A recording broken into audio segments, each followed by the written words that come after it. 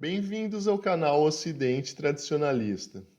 Hoje a gente vai ter uma discussão fictícia que provavelmente é a discussão mais intelectual que o canal já teve em relação ao chat GPT, que é a discussão entre Sócrates e Heráclito. Para quem não sabe, o Sócrates era totalmente desprezado por Nietzsche e o Heráclito era provavelmente o filósofo que ele mais admirava. Vamos ver o que vai dar aqui.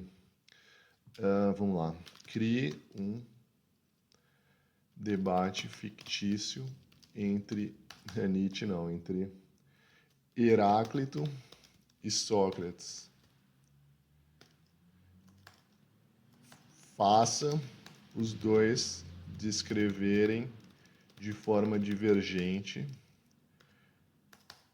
de acordo com suas visões e filosofias, o fim da Grécia Antiga. Vamos lá. O Heráclito já começou de forma bem based, hein? A inevitabilidade derivada da própria essência do universo.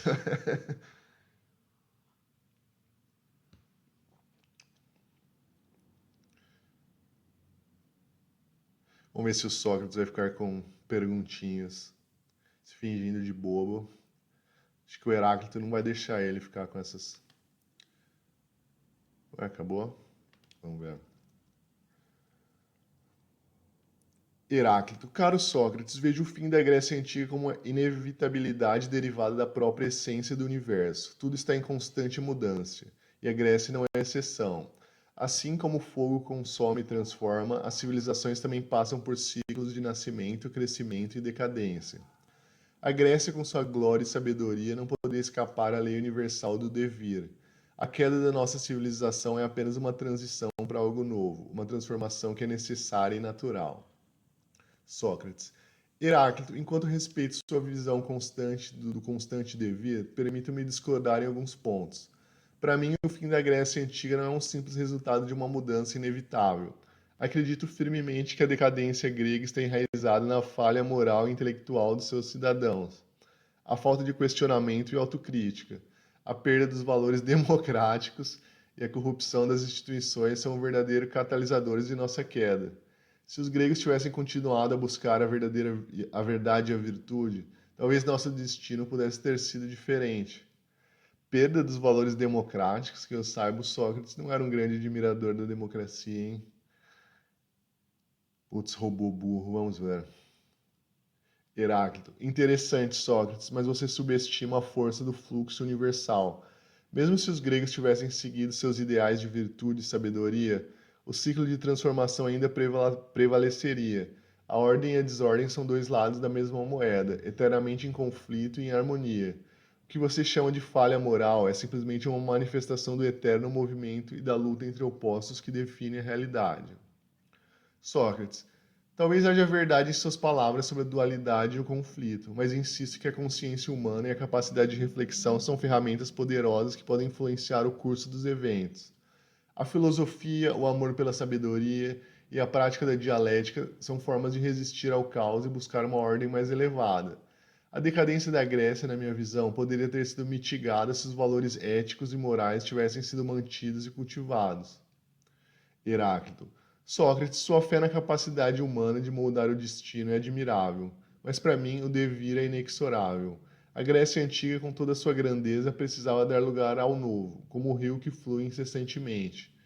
A luta entre estabilidade e mudança é eterna, e a Grécia simplesmente chegou ao ponto onde a mudança se tornou inevitável. Sócrates. E eu, Heráclito, acredito que, embora não possamos deter o fluxo do tempo, podemos, através da razão e da virtude, influenciar a direção desse fluxo. A queda da Grécia não é apenas uma questão de mudança inevitável, mas também de escolhas humanas e de falhas que poderiam ter sido evitadas. A busca pela verdade e a prática da virtude são eternas, e mesmo em meio à mudança podem proporcionar um caminho melhor. Heráclito. Concordamos então que a mudança é inevitável, mas divergem sobre o papel que a razão e a virtude desempenham nesse processo. Talvez no final a verdade resida em intersecção de nossas perspectivas. A mudança é constante, mas o modo como navegamos por ela pode de fato fazer a diferença. Talvez tenha razão, Heráclito. O diálogo e a busca contínua pela sabedoria são, afinal, o que nos define como filósofos. E mesmo no fim da Grécia Antiga, essa busca continua, transcendendo o tempo e a mudança. Ó, o Sócrates não ficou com perguntinhas irônicas e... Será que ele foi intimidado pelo Heráclito? Ou a máquina não conseguiu fazer algo, fazer algo nesse sentido? Bom, vamos ver. Conte... tá muito brando isso daqui, eu quero algo mais violento.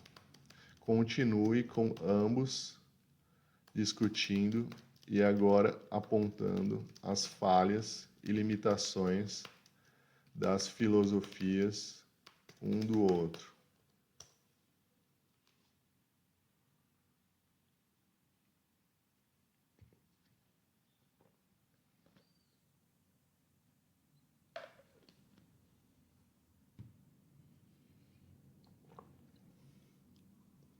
Eu ia colocar o Nietzsche no meio, mas aí ia ficar muito.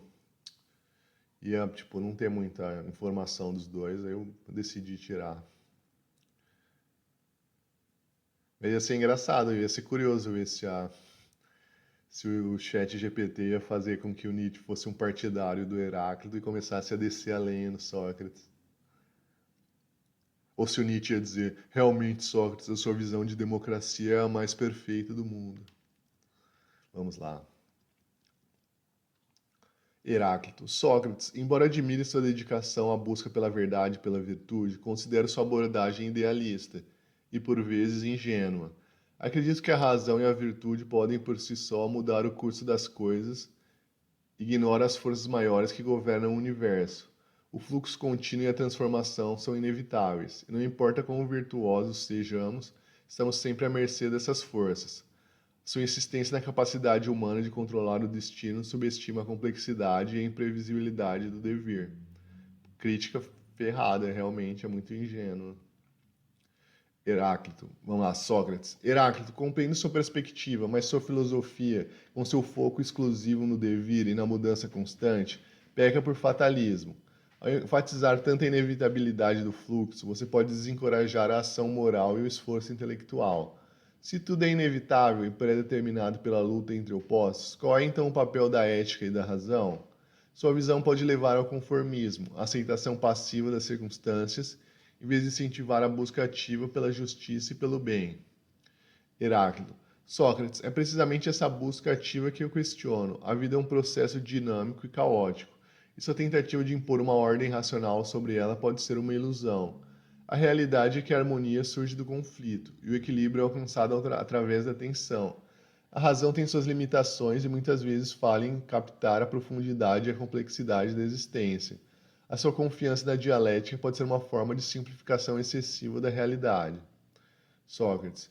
Entendo suas críticas, Heráclito, mas acredito que uma visão de constante conflito e mudança perpétua pode levar a uma visão cínica da vida. Se tudo é fluxo e transformação, como podemos encontrar sentido e propósito? O propósito é justamente isso, na autossuperação. Minha filosofia busca estabelecer um fundamento ético e racional que permita às pessoas viverem vidas melhores e mais justas. Acreditar que podemos melhorar a nós mesmos e a sociedade não é uma ilusão, mas uma necessidade para a realização humana. Deu certo para você, hein, Sócrates? Heráclito. Sócrates, o sentido e o propósito podem ser encontrados na aceitação do devir e na compreensão da natureza cíclica da vida. A harmonia não é um estado estático, mas um equilíbrio dinâmico. Sua filosofia, ao tentar fixar regras e princípios universais, ignora a fluidez da realidade. A vida não pode ser contida em definições rígidas e permanentes. Ela é um constante tornar-se, e é nisso que reside sua verdadeira beleza e profundidade.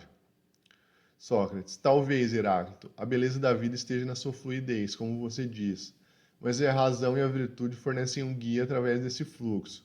Sem um senso de direção moral, estamos à deriva, suscetíveis aos caprichos do destino. A filosofia deve servir para ajudar as pessoas a navegar pela vida de maneira significativa e ética. Seu enfoque na mudança constante pode desviar a atenção das responsabilidades e das possibilidades de melhoria pessoal e social. Heráclito. E Sócrates, sua ênfase na ética e na razão pode obscurecer a aceitação necessária da natureza mutável da existência. Talvez a verdade esteja em um meio termo entre nossas visões, reconhecer a importância da razão e da virtude, enquanto também aceitamos a impermanência e a inevitabilidade da transformação. Afinal, a sabedoria pode residir na capacidade de equilibrar o conhecimento racional com a compreensão profunda do fluxo da vida. Sócrates, concorda, Heráclito, que um equilíbrio é necessário. Devemos aceitar a mudança enquanto buscamos a virtude, usando a razão não para controlar, mas para guiar. Talvez ao integrar nossas filosofias possamos oferecer uma compreensão mais completa da condição humana, onde a busca pela sabedoria e a aceitação do devir coexistem em harmonia. Assim seja, Sócrates, talvez a verdadeira sabedoria esteja na integração de nossas perspectivas, reconhecendo tanto a impermanência quanto a necessidade de uma orientação ética. Continuemos então nossa busca pela verdade, aceitando que ela, como tudo mais, também está em constante transformação. Pô, eu não gosto quando o chat GPT fica... Ai, talvez o meio termo seja o... Queria ver mais sangue aqui, né? Bom, vamos mudar um pouco de foco aqui para ver se sai algo bom.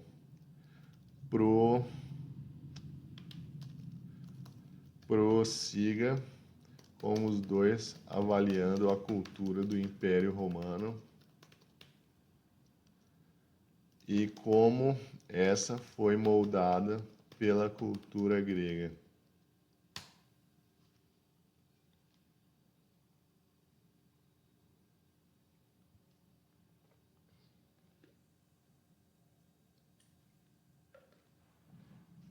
Vamos ver se o Sócrates não vai falar que foi a democracia que levou à glória do Império Romano. E eles estão concordando agora, hein?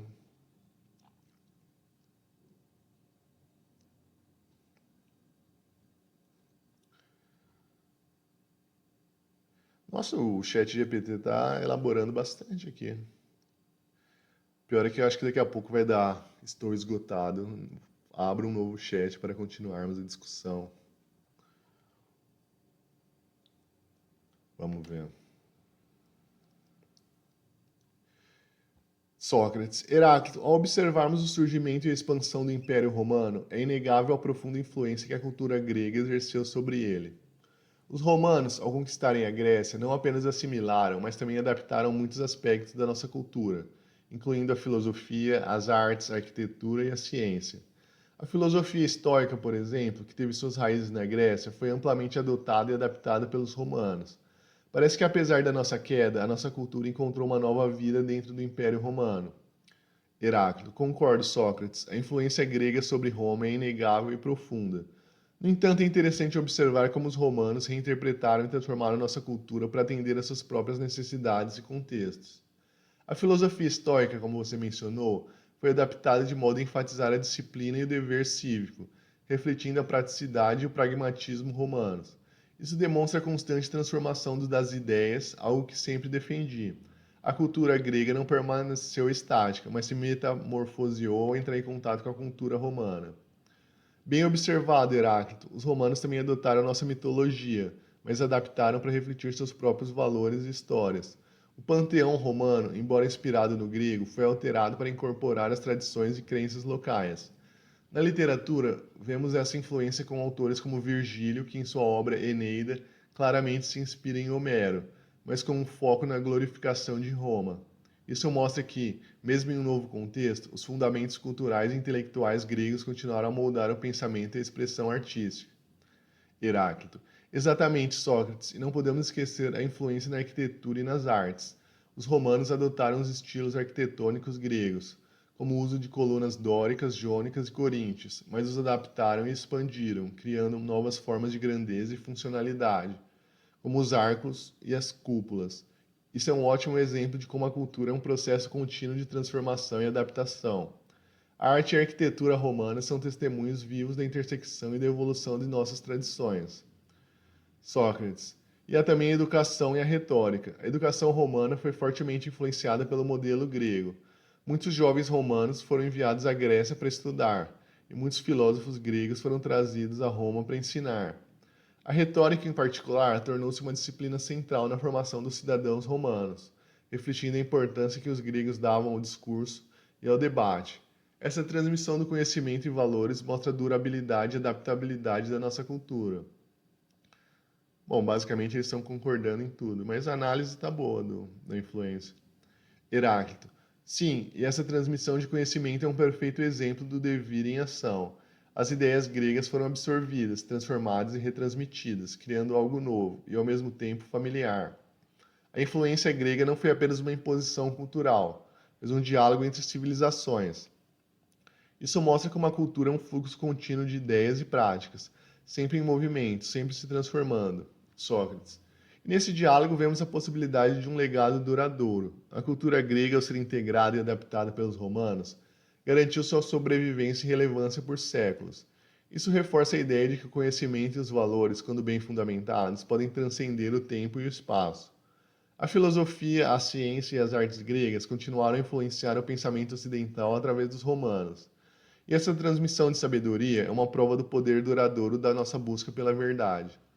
Heráclito, de acordo, Sócrates, a transformação constante não significa a perda de identidade, mas a renovação contínua. A cultura grega, ao ser adotada pelos romanos, se expandiu e se enriqueceu, mostrando que a verdadeira essência das ideias está na sua capacidade de adaptação e transformação. O legado da Grécia Antiga, portanto, vive não como um monumento imutável, mas como um rio que continua a fluir, sempre mudando, sempre influenciando. Sócrates. E assim, Heráclito, talvez possamos concluir que, apesar das nossas divergências filosóficas, concordamos que a cultura é um processo dinâmico e que a influência grega no Império Romano é um exemplo perfeito desse dinamismo. Através do diálogo e da adaptação, nossa herança continua a viver e a inspirar. Eu só não quero saber o que vai acontecer com a cultura grega se as coisas continuarem degenerando assim no Ocidente, hein? Bom, eles concordaram mais. Vamos ver se eu consigo. Vamos ver se eu consigo criar mais uma tensão entre os dois. Prossiga com os dois discutindo quem foram os melhores imperadores de Roma. Eu não quero saber a opinião de historiadores esquerdistas, mas sim a provável interpretação dos dois de acordo com suas filosofias. Putz, de novo isso, cara.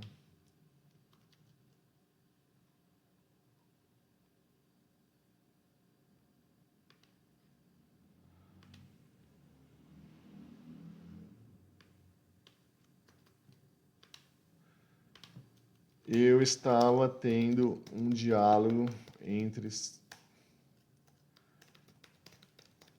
Sócrates e Heráclito quando você parou de responder.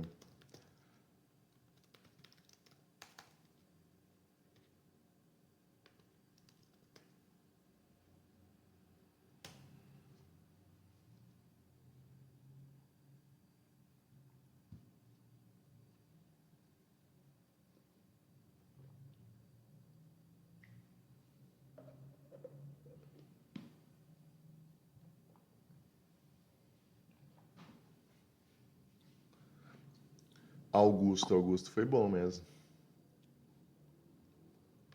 Vamos ver. Sócrates, Heráclito, vejo que a história de Roma nos oferece muitos exemplos de liderança. Para você, quem seriam os melhores imperadores de Roma, considerando sua visão de que tudo está em constante fluxo e mudança? Heráclito.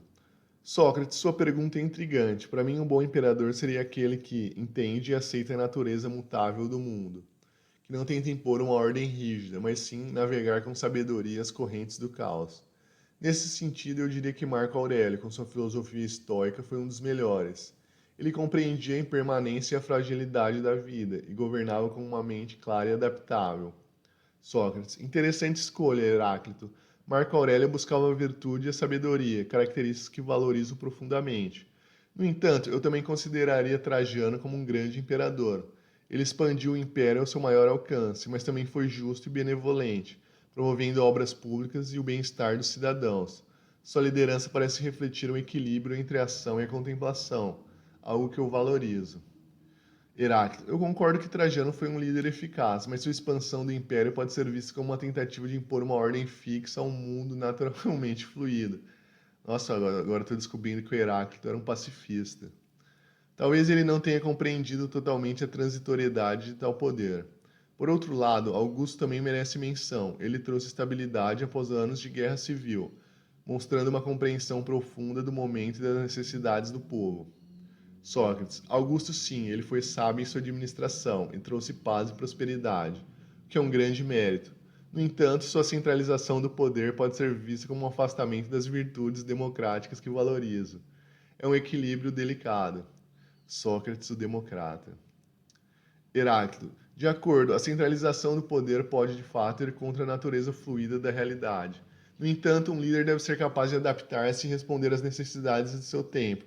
Talvez não haja uma resposta definitiva, pois, como você bem sabe, Sócrates, a sabedoria muitas vezes reside na capacidade de questionar e refletir continuamente. Sócrates, muito bem, Heráclito. Parece que ao final os melhores imperadores são aqueles que, de uma forma ou de outra, conseguiram integrar a sabedoria e a virtude em seu governo, adaptando-se às circunstâncias e promovendo o bem comum.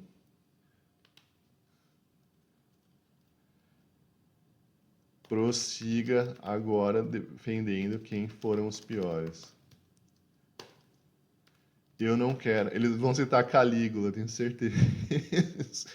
Eu não quero saber as opiniões dos historiadores esquerdistas. Se criou um diálogo com Sócrates defendendo a democracia quando ele tinha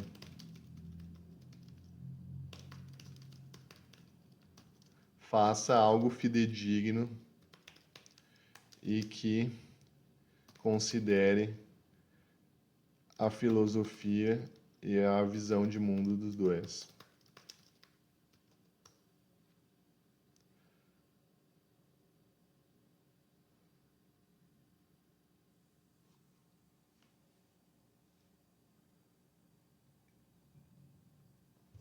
Calígula. Calígula era muito base. Cara, quem faz o seu cavalo senador de Roma, por mais louco que ele seja, ele tem que ter algum mérito nisso. Porque ele tá, tipo, fazendo muita troça com o sistema democrático. Então só aí ele já ganha muitos pontos. Vamos ver. Sócrates. Heráclito, já discutimos sobre os melhores imperadores de Roma, mas agora gostaria de saber a sua opinião sobre os piores. Quem, na sua visão, falhou em compreender a natureza do poder e a realidade em constante mudança? Heráclito. Sócrates, para mim, um dos piores imperadores foi Nero. Ele não só falhou em aceitar a natureza mutável do mundo, como também tentou impor sua vontade de maneira caótica e destrutiva. Nero governava de forma caprichosa, cega à harmonia do cosmos, causando grande sofrimento e instabilidade. Sócrates. Concordo que Nero foi um exemplo de tirania e desgoverno. Sua falta de autodomínio e indulgência em prazeres pessoais o afastaram das virtudes essenciais para um governante. No entanto, eu também mencionaria Calígula, cujo reinado foi marcado por excessos e crueldade. Ele parecia ignorar completamente a busca pela virtude e pela justiça, algo que considero fundamental em qualquer forma de governo. Heráclito. Calígula de fato representa a antítese de uma liderança sábia. Sua tentativa de desafiar a ordem natural e impor seu caos pessoal levou Roma a um período de grande sofrimento. Ele não compreendia que o poder deve fluir e se adaptar às circunstâncias, ao invés de ser exercido de maneira arbitrária e descontrolada. Sócrates. Exatamente, Heráclito. Calígula e Nero falharam em alcançar a autêntica sabedoria, que deveria guiá-los a governar com justiça e temperança. Outro exemplo seria Cômodo, cuja negligência e indulgência pessoal enfraqueceram o império e causaram grande prejuízo a seu povo. Ele não buscou a verdade nem a virtude, mas se entregou aos próprios vícios. Engraçado como um imperador, alguém tão sábio como o Marco Aurélio, tipo, falhou em criar um filho bom, né? Quer dizer que ele não é tão bom assim como dizem. Heráclito. Cômodo é um exemplo claro de como a falta de entendimento da constante mudança e a negligência das responsabilidades podem levar ao declínio. Sua incapacidade de se adaptar e governar com sabedoria trouxe grande desordem. Ele não percebia que um governante deve ser como um rio, fluindo e adaptando-se às circunstâncias, mas mantendo um curso constante e significativo. Sócrates. E por último, não podemos esquecer de Elegábalo, esse eu não conheço. cujo comportamento excêntrico e desrespeito pelas tradições romanas mostraram uma desconexão total com a realidade de seu tempo. Ele falhou em compreender a importância da prudência e da moderação, virtudes essenciais para qualquer líder. Heráclito. Sim, Elagábalo exemplifica como a falta de compreensão da harmonia e da ordem natural podem levar ao caos. Sua incapacidade de respeitar a dinâmica do poder e natureza fluida do mundo resultou em um governo desastroso. Parece que podemos concluir que os piores imperadores foram aqueles que falharam em buscar a sabedoria e a virtude, e que não conseguiram adaptar-se ao fluxo constante da realidade. Eles governaram de maneira arbitrária e destrutiva, esquecendo-se das responsabilidades que vêm com o poder. Heráclito, concordo, Sócrates. A liderança deve sempre ser exercida com um profundo entendimento da natureza mutável do mundo, com um compromisso inabalável da sabedoria e da justiça. Vamos lá. Conclua com os dois discutindo o que levaram ao fim do Império Romano. Novamente, vou ressaltar que não quero saber a opinião dos historiadores esquerdistas. Leve também em consideração que Sócrates não gostava da democracia. Então, qualquer argumento do tipo os valores democráticos degeneraram é puro lixo e eu não quero ouvir isso.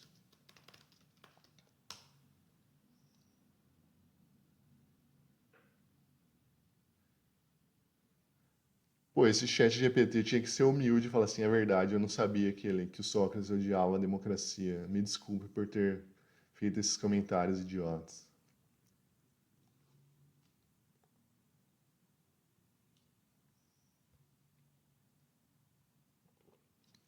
Ah, bom diálogo até agora.